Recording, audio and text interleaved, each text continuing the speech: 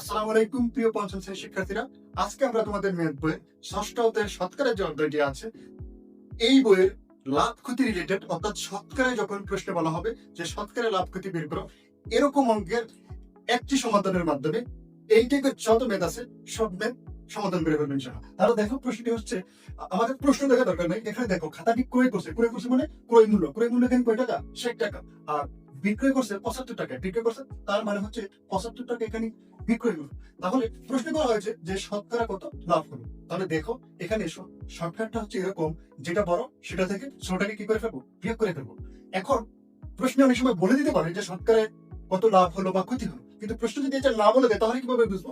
বুঝবো হচ্ছে যদি ক্রয় মূল্য বড় হয় তার মানে ক্ষতি হয়েছে, যদি বিক্রয় মূল্য বড় হয় তার মানে লাভ হয়েছে। তাহলে এখানে যেহেতু বিক্রয় মূল্য বড় তার মানে লাভ হয়েছে, তাহলে লাভ লাভ সমান 75 মাইনাস 60, দ্যাট মিনস 15 টাকা। তাহলে দেখো, তাহলে আমরা লিখে বলবো শতকরা লাভ ইকুয়াল, যেটা করব আমরা একটা জিনিস জানি, সেটা হচ্ছে লাভ ক্ষতি নির্ভর করে ক্রয় মূল্যের উপরে।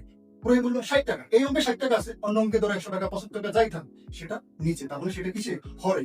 আর বিয়োগ করে যেটা পাবো সেটা উপরে, যেহেতু শতকরায় বলা হয়েছে, শতকরা মানে 100 দিয়ে গুণ, তাহলে এটাকে ক্যালকুলেশন বলি, এটাই উত্তর। তাহলে দেখো আমরা যদি 60 কে 4 দিয়ে কাটি তাহলে হয় 15, 100 কে যদি 4 দিয়ে কাটি তাহলে হয় 25, আর 15 কাটা, দ্যাট মিনস শতকরা কত পার্সেন্ট লাভ হবে? 25% লাভ হবে। এটাই উত্তর। আশা করি বুঝতে পারছি।